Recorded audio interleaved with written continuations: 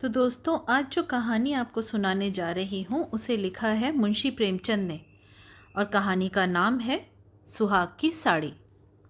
यह कहना भूल है कि दाम्पत्य सुख के लिए स्त्री पुरुष के स्वभाव में मेल होना आवश्यक है।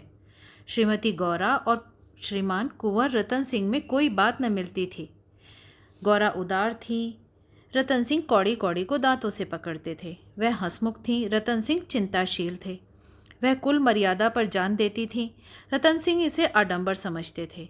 उनके सामाजिक व्यवहार और विचार में भी घोर अंतर था। यहाँ उदारता की बाजी रतन सिंह के हाथ थी।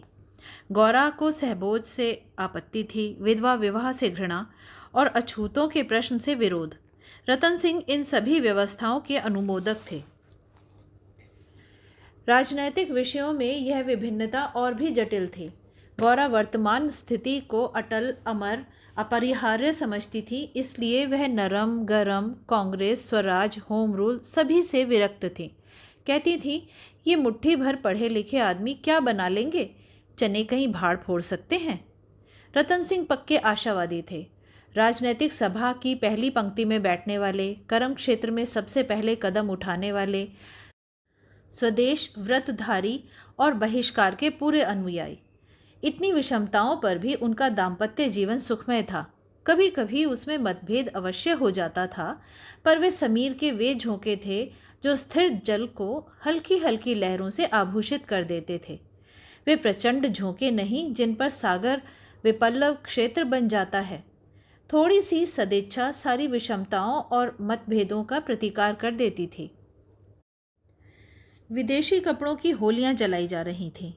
स्वयंसेवकों के जत्थे भिखारियों की भांति द्वार पर खड़े हो होकर विलायती कपड़ों की भिक्षा मांगते थे, और ऐसा कदाचित कोई द्वार होगा जहां उन्हें निराश होना पड़ता हो। खद्दर और गाढ़े के दिन फिर गए थे। नयन सुख, नयन दुख, मलमल और तंजेब तनबेद हो गए थे। रतन सिंह ने आकर गौरा से कहा, लाओ, अब सब विदेशी कपड़े संदूक से निकाल कर दे दूं। गौरा, अरे तो इसी घड़ी कोई साइत निकली जाती है, फिर कभी दे देना। रतन, वाह, लोग द्वार पर खड़े कोलाहल मचा रहे हैं और तुम कहती हो फिर कभी दे देना। गौरा, तो ये लो कुंजी, निकाल कर दे दो। मगर यह सब है लड़कों का खेल। घर फूंकने से स्वराज कभी न मिला है और न मिलेगा। मैंने कल ही तो तुम्हें इस विषय पर घंटों सरपच्ची की थी। उस समय तो तुम मुझसे सहमत हो गई थी, आज फिर वही शंकाएं करने लगी। मैं तो तुम्हारे अप्रसन्न हो जाने के डर से चुप हो गई थी। अच्छा, शंकाएं फिर कर लेना, इस समय जो करना है वही करो। लेकिन मेरे कपड़े तो न लोगे? सब देने पड़ेंगे। विलायत का एक सूत भी घर में रखना मेरे प्रण को भंग कर देगा। इतने में राम टहल साइस ने बाहर से पुकारा, सरकार, लोग जल्दी मचा रहे हैं, कहते हैं अभी कई मोहल्लों का चक्कर लगाना है। कोई गाढ़े का टुकड़ा हो तो मुझे भी मिल जाए, मैंने भी तो अपने सारे कपड़े दे दिए। केसर मेहरी कपड़ों की एक गठरी लेकर बाहर जाती हुई दिखाई दी। रतन सिंह ने पूछा, क्या तुम भी अपने कपड़े देने जाती हो? केसर ने लजाते हुए कहा, हाँ सरकार, जब देश छोड़ रहा है तो मैं कैसे पहनूं। रतन सिंह ने गौरा की ओर आदेशपूर्ण नेत्रों से देखा। अब वह विलंब न कर सकी। लज्जा से सिर झुकाए संदूक खोलकर कपड़े निकालने लगी। एक संदूक खाली हो गया तो उसने दूसरा खोला। सबसे ऊपर सुंदर रेशमी सूट रखा हुआ था जो कुंवर साहब ने किसी अंग्रेजी कारखाने में सिलवाया था। गौरा ने पूछा, क्या यह सूट भी निकाल दूं? हाँ हाँ, इसे किस दिन के लिए रखोगी? यदि मैं जानती कि इतनी जल्दी हवा बदलेगी तो यह सूट कभी न बनवाने देती। सारे पैसे खून हो गए। रतन सिंह ने कुछ उत्तर न दिया। तब गौरा ने अपना संदूक खोला और जलन के मारे स्वदेशी विदेशी सब कपड़े निकाल निकाल कर फेंकने लगी। वह आवेश प्रवाह में आ गई। उसमें कितनी ही बहुमूल्य फैंसी जैकेट और साड़ियाँ थीं जिन्हें किसी समय पहनकर वह फूली न समाती थी। बाज साड़ियों के लिए तो उसे रतन सिंह से बार बार तकाजे करने पड़े थे, पर इस समय सब की सब आंखों में खटक रही थी। रतन सिंह उसके भावों को ताड़ रहे थे। स्वदेशी कपड़ों का निकाला जाना उन्हें अखर रहा था। पर इस समय चुप रहने में ही कुशल समझते थे। तिस पर भी दो एक बार वाद विवाद की नौबत आ ही गई। एक बनारसी साड़ी के लिए तो वो झगड़ बैठे। उसे गौरा के हाथों से छीन लेना चाहा, पर गौरा ने एक न मानी, निकाल ही फेंकी। सहसा संदूक में से एक केसरिया रंग की तंजेब की साड़ी निकल आई, जिस पर पक्के रंग का आंचल और पल्ले टके हुए थे। गौरा ने जल्दी से उसे लेकर अपनी गोद में छिपा लिया। रतन सिंह ने पूछा, कैसी साड़ी है? गौरा, कुछ नहीं, तंजेब की साड़ी है, आंचल पक्का है। रतन, तंजेब की है? तब तो ज़रूर ही विलायती होगी, उसे अलग क्यों रख दिया? क्या वह बनारसी साड़ियों से अच्छी है? अच्छी तो नहीं, पर इसे न मैं दूंगी। वाह, विलायती चीज़ को मैं न रखने दूंगा, लाओ इधर। नहीं, मेरी खातिर इसे रहने दो। तुमने मेरी खातिर एक भी चीज़ रखी तो मैं तुम्हारी खातिर क्यों करूं? मैं पैरों पड़ती हूँ, जिद न करो। स्वदेशी साड़ियों में से जो चाहे रख लो, लेकिन इस विलायती चीज़ को मैं रखने न दूंगा। इसी कपड़े की बदौलत हम गुलाम बने। यह गुलामी का दाग है, मैं अब इसे अपने घर में नहीं रख सकता, लाओ इधर दो। गौरा, मैं इसे न दूंगी, एक बार नहीं 1000 बार कहे देती हूँ कि न दूंगी। रतन, मैं इसे लेकर छोड़ूंगा, तुम गुलामी के पटके को, इस दासत्व के बंधन को किसी तरह न रहने दूंगा। नाहक जिद करते हो, आखिर तुमको इससे इतना प्रेम क्यों है? तुम तो बाल की खाल निकालने लगते हो, इतने कपड़े थोड़े ही हैं। एक साड़ी ही रख ली तो क्या किया? अरे, तुमने अभी तक इन होलियों का आशय नहीं समझा। खूब समझती हूँ, ये सब ढोंग है, 4 दिन का जोश है, ठंडा पड़ जाएगा। तुम केवल इतना बता दो कि ये साड़ी तुम्हें क्यों इतनी प्यारी है, तो शायद मैं मान जाऊं। गौरा, ये मेरी सुहाग की साड़ी है। रतन, जरा सोच कर। तब तो मैं इसे कभी न रखूंगा। मैं विदेशी वस्त्र को यह शुभ स्थान नहीं दे सकता। इस पवित्र संस्कार का यह अपवित्र स्मृति चिन्ह घर में नहीं रह सकता। मैं इसे सबसे पहले होली में भेंट करूंगा। लोग कितने हतबुद्धि हो गए हैं कि ऐसे शुभ कार्य में भी विदेशी वस्तुओं का व्यवहार करने में संकोच नहीं करते। मैं इसे अवश्य होली में दूंगा। गौरा, कैसी अपशकुन की बात मुंह से निकालते हो? रतन, ऐसी सुहाग की साड़ी का घर में रहना ही अपशकुन, अमंगल, अनिष्ट और अनर्थ है। गौरा, यूँ चाहे जबरदस्ती छीन ले जाओ, पर खुशी से न दूंगी। तो फिर मैं जबरदस्ती ही करूंगा, मजबूरी है। यह कहकर लपके कि गौरा के हाथ से साड़ी छीन लूं। गौरा ने उसे मजबूती से पकड़ लिया और रतन की ओर कातर नेत्रों से देखकर कहा, तुम्हें मेरे सिर की कसम। केसर महरी बोली, बहू जी की इच्छा है तो रहने दीजिए। रतन सिंह के बढ़े हुए हाथ रुक गए, मुख मलिन हो गया। उदास होकर बोले, मुझे अपना व्रत तोड़ना पड़ेगा। प्रतिज्ञा पत्र पर झूठे हस्ताक्षर करने पड़ेंगे। खैर, यही सही। शाम हो गई थी। द्वार पर स्वयंसेवक शोर मचा रहे थे। कुंवर साहब, जल्दी आइए, श्रीमती जी को भी कह दीजिए हमारी प्रार्थना स्वीकार करें, बहुत देर हो रही है। उधर रतन सिंह असमंजस में पड़े हुए थे कि प्रतिज्ञा पत्र पर कैसे हस्ताक्षर करूं। विदेशी वस्त्र घर में रख कर स्वदेशी व्रत का पालन क्यों कर होगा। आगे कदम बढ़ा चुका हूँ, पीछे नहीं हटा सकता, लेकिन प्रतिज्ञा पत्र पर अक्षरशः पालन करना भी तो अभिष्ट नहीं, केवल उसके आशय को पर लक्ष्य करना चाहिए। इस विचार से मुझे प्रतिज्ञा पत्र पर हस्ताक्षर करने का पूरा अधिकार है। त्रियाहट के सामने किसी की नहीं चलती। यूँ चाहूँ तो एक ताने में ही काम निकाल सकता हूँ, पर उसे बहुत दुख होगा, बड़ी भावुक है। उसके भावों का आदर करना मेरा कर्तव्य है। गौरा भी चिंता में डूबी हुई थी। सुहाग की साड़ी सुहाग का चिन्ह है, इसे आग, ओह कितने अपशकुन की बात है। ये कभी कभी बालकों की भांति जिद करने लगते हैं, अपनी धुन में किसी की सुनते ही नहीं, बिगड़ते हैं तो मानो मुंह ही सीधा नहीं होता। लेकिन वे बेचारे भी तो अपने सिद्धांतों से मजबूर हैं, दुख से इन्हें घृणा है। प्रतिज्ञा पत्र पर झूठी स्वीकृति लिखनी पड़ेगी, उनकी आत्मा को बड़ा दुख होगा, घोर धर्म संकट में पड़े होंगे। यह भी तो नहीं हो सकता कि सारे शहर में स्वदेशानुरागियों के सिरमौर बनकर उस प्रतिज्ञा पत्र पर हस्ताक्षर करने से आनाकानी करें। कहीं मुंह दिखाने लायक जगह न बचेगी, लोग समझेंगे बना हुआ है। पर शकुन की चीज़ कैसे दूं? इतने में उसने राम टहल साइस को सर पर कपड़ों का गट्ठर लिए बाहर जाते देखा। केसर महरी भी एक गट्ठर सर पर रखे हुए थी। पीछे पीछे रतन सिंह हाथ में प्रतिज्ञा पत्र लिए जा रहे थे। उनके चेहरे पर ग्लानि की झलक थी, जैसे कोई सच्चा आदमी झूठी गवाही देने जा रहा हो। गौरा को देखकर उन्होंने आंखें फेर लीं और चाहा कि उसकी निगाह बचाकर निकल जाऊं। गौरा को ऐसा जान पड़ा जैसे उनकी आंखें डबडबाई हुई हैं। उसने राह रोककर कहा, ज़रा सुनते जाओ। रतन, जाने दो, दिख न करो, लोग बाहर खड़े हैं। उन्होंने चाहा कि पत्र को छिपा लूं, पर गौरा ने उनके हाथ से पत्र छीन लिया और जब उसे पढ़ा तो एक क्षण चिंतामग्न रहने के बाद बोली, ये साड़ी भी लेते जाइए। रतन, रहने दो, अब तो मैंने झूठ लिख ही दिया। मैं क्या जानती थी कि तुम ऐसी कड़ी प्रतिज्ञा कर रहे हो। मैंने तो तुम्हें यह पहले ही कहा था। मेरी भूल थी, क्षमा कर दो और इसे लेते जाओ। रतन, जब तुम इसे देना अपशकुन समझती हो तो रहने दो। तुम्हारी खातिर थोड़ा सा झूठ बोलने में मुझे कोई आपत्ति नहीं है।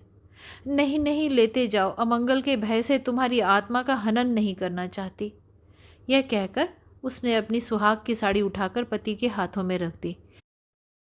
रतन सिंह ने देखा, गौरा के चेहरे पर एक रंग आता है, एक रंग जाता है, जैसे कोई रोगी अंतस्थ विषम वेदना को दबाने की चेष्टा कर रहा हो।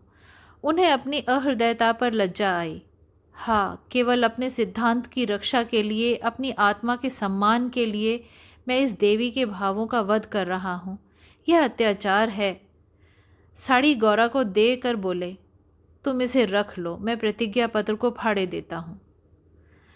गौरा ने दृढ़ता से कहा, ना, तुम न लेकर जाओगे तो मैं खुद ही दे आऊँगी। रतन सिंह विवश हो गए, साड़ी ली और बाहर चले गए। उसी दिन से गौरा के हृदय पर एक बोझ सा रहने लगा। वह दिल बहलाने के लिए नाना उपाय करती, जलसों में भाग लेती, सैर करने जाती, मनोरंजक पुस्तकें पढ़ती, यहाँ तक कि कई बार नियम के विरुद्ध थिएटरों में भी गई।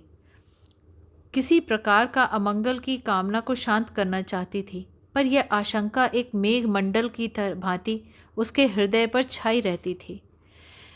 जब एक पूरा महीना गुजर गया और उसकी मानसिक वेदना दिनों दिन बढ़ती ही गई, तो कुंवर सिंह ने उसे कुछ दिनों के लिए अपने इलाके पर ले जाने का निश्चय किया। उसका मन उनके आदर्श प्रेम का नित्य तिरस्कार किया करता था।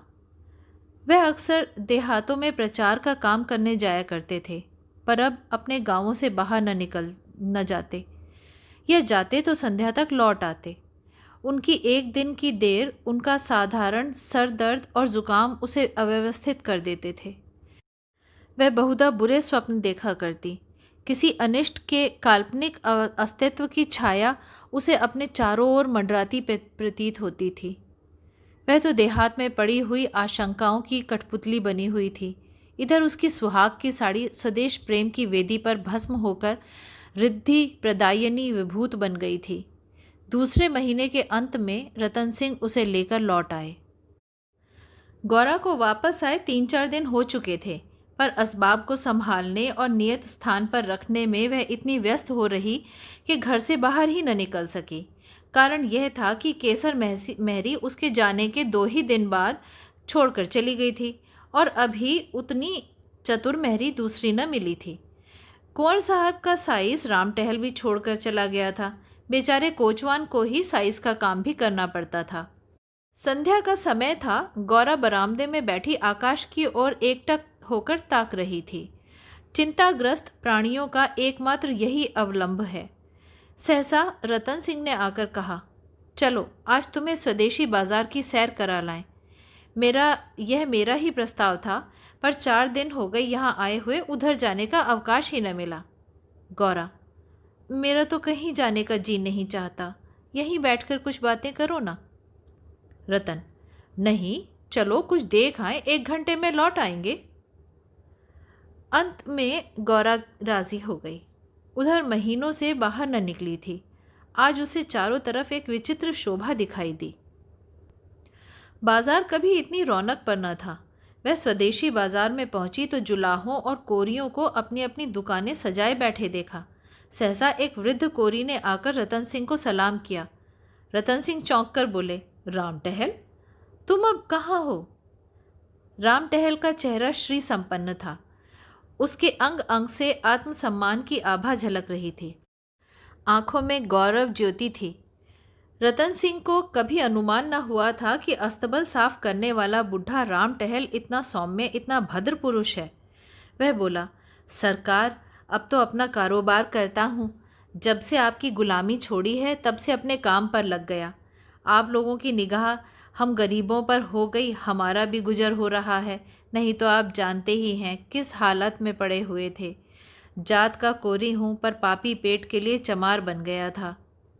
रतन, तो भाई अब मुंह मीठा कराओ, यह बाजार लगाने की मेरी ही सलाह थी, बिक्री तो अच्छी होती है। राम टहल, हाँ सरकार, बहुत खूब बिक्री हो रही है। माल हाथों हाथ उड़ जाता है। यहाँ बैठे हुए 1 महीना हो गया, पर आपकी कृपा से लोगों के 4 पैसे बन जाते हैं। भगवान की दया से रूखा सूखा भोजन भी दोनों समय मिल जाता है, और क्या चाहिए। मालकिन की सुहाग की साड़ी की होली का आना कहिए और बाजार का चमकना कहिए। लोगों ने कहा, जब इतने बड़े आदमी होकर ऐसे शकुन की चीज़ की परवाह नहीं करते तो फिर हम भी विदेशी कपड़े क्यों रखें। जिस दिन होली जली है उसके 2-3 दिन पहले ही सरकार इलाके से चले गए थे। उसके पहले भी सरकार कई दिनों घर से बहुत कम निकलते थे। मैं तो यही कहूँगा कि सारी माया उसी सुहाग की साड़ी की है। इतने में एक अधेड़ स्त्री गौरा के सामने आकर बोली, बहू जी, मुझे भूल तो नहीं गई? गौरा ने सर उठाया तो सामने केसर मेहरी खड़ी थी। वह बहुत सुंदर साड़ी पहने हुए थी। हाथ पांव में मामूली गहने भी थे। चेहरा खिला हुआ था। स्वाधीन जीवन का गौरव एक एक भाव से प्रस्फुटित हो रहा था। गौरा ने कहा, इतनी जल्दी भूल जाऊंगी? अब कहाँ हो? हमें लौटने भी न दिया, बीच में ही उड़ भागी। केसर, क्या करूं सरकार, अपना काम चलते देखकर सब्र न हो सका। जब तक रोजगार न था तब तक लाचारी थी। पेट के लिए सेवा टहल, कर्म कुकर्म सभी करना पड़ता था। अब आप लोगों की दया से हमारे भी दिन लौटे हैं। अब दूसरा कोई काम नहीं किया जाता। अगर बाजार का यही रंग रहा तो अपनी कमाई खाए न चुकेगी। यह सब आपकी साड़ी की महिमा है। उसकी बदौलत हम गरीबों के कितने ही घर बस गए।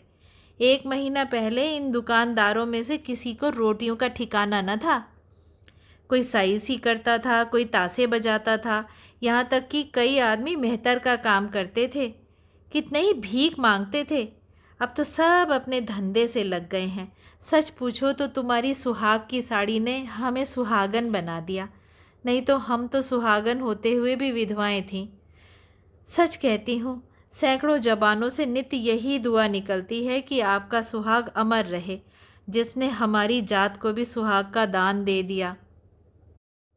रतन सिंह एक दुकान में बैठकर कुछ कपड़े देखने लगे। गौरा का भावुक हृदय आनंद से पुलकित हो रहा था। उसकी सारी अमंगल कल्पनाएं स्वप्नवत विच्छिन्न होती जाती थीं। आंखें सजल हो गई थीं और सुहाग की देवी अश्रु संचित नेत्रों से सामने खड़ी आंचल फैलाकर उसे आशीर्वाद दे रही थी। उसने रतन सिंह को भक्तिपूर्ण आंखों से देखकर कहा, मेरे लिए भी एक साड़ी ले लो। जब गौरा यहाँ से चली तो सड़क की बिजलियाँ जल चुकी थीं। सड़कों पर खूब प्रकाश था। उसके हृदय में आनंद का प्रकाश जगमगा रहा था। रतन सिंह ने पूछा, सीधे घर चलो? गौरा, नहीं, छावनी की तरफ से होते चलो ना। रतन, बाजार खूब सजा हुआ था। गौरा, ये ज़मीन लेकर एक स्थायी बाजार बनवा दो, स्वदेशी कपड़ों की दुकानें हों और किसी को किराया न देना पड़े। रतन, बहुत खर्च पड़ेगा। गौरा, मकान बेच दो, रुपए ही रुपए हो जाएंगे। और कहाँ रहे, पेड़ तले? नहीं, गांव वाले मकान में। सोचूंगा। गौरा, ज़रा देर में। इलाके में खूब कपास की खेती कराओ और जो कपास बोए उसकी बेगार माफ़ कर दो। हाँ, तदबीर अच्छी है, दूनी उपज हो जाएगी। गौरा कुछ सोचते हुए बोली, लकड़ी बिना दाम के हो तो कैसा हो, जो चाहे चरखे बनवाने के लिए काट ले जाए। रतन, लूट मच जाएगी। गौरा, ऐसी बेईमानी कोई न करेगा। जब उसने गाड़ी से उतरकर घर में कदम रखा तो चित्त शुभ कल्पनाओं से प्रफुल्लित हो रहा था, मानो कोई बछड़ा खूंटे से छूटकर किलोले कर रहा हो। तो दोस्तों, यही थी आज की कहानी।